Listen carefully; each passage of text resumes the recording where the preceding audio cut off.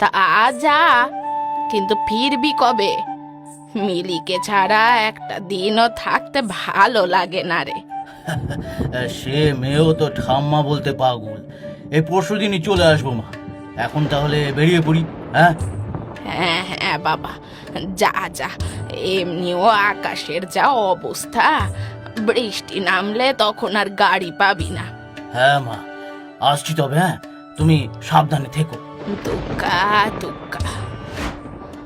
ওরা বেরিয়ে গেলেই আমার মাথায় একটা বুদ্ধি এলো। ভাবলাম আজকেই সুযোগ পেয়েছি, ওই অনামুখ বেড়ালটাকে আজ মেরেই ফেলবো। ওর দুধে বিষ মিশিয়ে রাখি, মরে গেলে দূরে ফেলে দিয়ে আসবো। মিলি এসে জিজ্ঞেস করলে বলবো ও একা একাই চলে গেছে। ভাবনা মতো বেড়ালটার জন্য একটা দুধের বাটিতে বিষ মিশিয়ে টেবিলের ওপর রেখে চলে গেলাম দোকানে। বেড়ালটা তখন আশেপাশে কোথাও ছিল না। ভাবলাম দোকান থেকে এসে দেখবো মরে পড়ে আছে। দোকানে সবে পৌঁছেছি অমনি বৃষ্টি নামলো।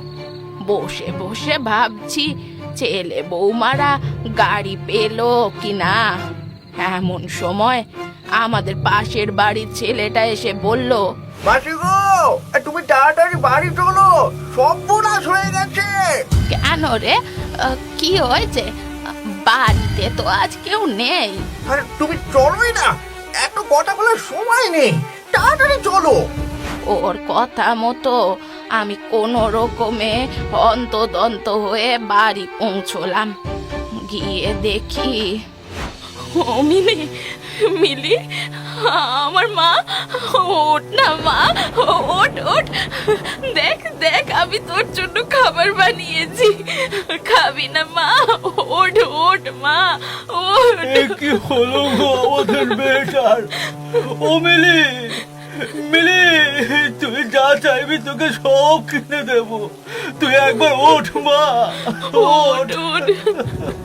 এ কি, তোরা কাঁদছিস কেন? কি হয়েছে? মিলি ওরকম ভাবে শুয়ে আছে কেন? কি রে, তোরা কথা বলছিস না কেন? মিলি, হ্যাঁ মিলি, ওঠ ওঠ রে। আমাদের মিলি আর নেই গো মা, আমার কোল খালি করে ও চলে গেছে মা, ও চলে গেছে। তুমি এসব কি উল্টো পাল্টা কথা বলছো বৌমা? ও খোকা, বৌমা এসব কি বলছে? মিলে, ও মিলে, ওঠ, এই দেখ তোর ঠাম্মা এসেছে। ও আর উঠবে না মা, ও আর উঠবে না, ও আর উঠবে না। আমাদের সবাইকে ছেড়েও চলে গেছে। কিন্তু কিন্তু তোরা তো মামা বাড়ি যাচ্ছিলি, এসব কি করে হলো? হ্যাঁ হ্যাঁ, হঠাৎ বৃষ্টি শুরু হওয়ায় আমরা বাড়ি ফিরে আসি, কিন্তু মিলি তখন খিদেতে কাঁদছিল। মা, আমার খুব খিদে পেয়েছে, কিছু খেতে দাও না মা। ও মা, এই তো খাওয়া দাওয়া করে বেরোলি, এরই মধ্যে আবার খিদে পেয়ে গেল। আচ্ছা তুই খেলতে থাক, আমি ভাত বসাচ্ছি। মিলি মিলি ঘরে খেলছিল, হঠাৎ করে বেশ কিছুক্ষণ ওর কোনো সারা শব্দ না পেয়ে ওর মা ঘরে এসে দেখে মেয়েটা এইভাবে পড়ে আছে। আমি কবিরাজ মশাইকে ডেকে আনলাম, কিন্তু কিন্তু ততক্ষণে সব শেষ মাগো, সব শেষ। কিন্তু কিন্তু আমার এই সুস্থ সবল নাতনিটার হঠাৎ কি হলো? কবিরাজ মশাই বললেন ও বিষাক্ত কিছু মুখে দিয়েছিল, তাই। কি কি বললি? খোকার মুখে এই কথা শুনে আমি দৌড়ে ঘরের ভেতরে গিয়ে দেখি দুধের বাটিটা খালি পড়ে আছে। আমি বুঝে গেলাম খিদের চোটে আমার মিলি ওই বিষাক্ত দুধটাই খেয়ে নিয়েছিল। আমি ওই কথাটা কাউকে বললাম না, কিন্তু নিজেকে ক্ষমাও করতে পারিনি।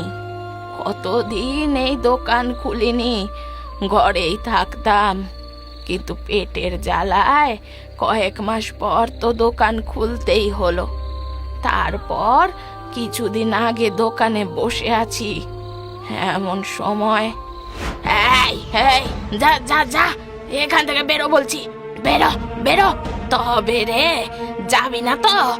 দেখাচ্ছি দেখাচ্ছি তোকে মজা, তোর গায়ে আজ গরম জল ঢেলে দেব।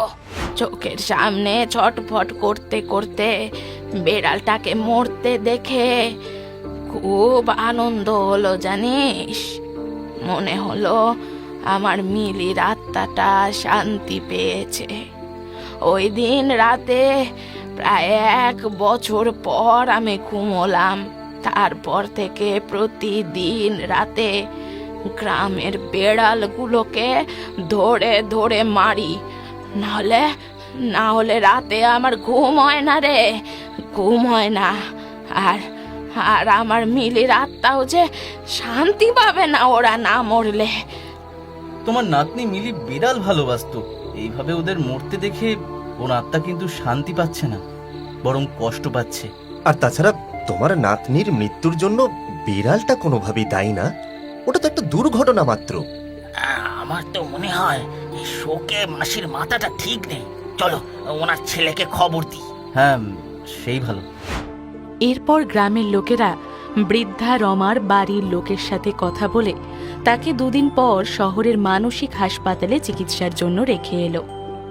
সেখানে ডাক্তারের তত্ত্বাবধানে ও চিকিৎসায় তিনি এখন ধীরে ধীরে সুস্থ হয়ে উঠছেন।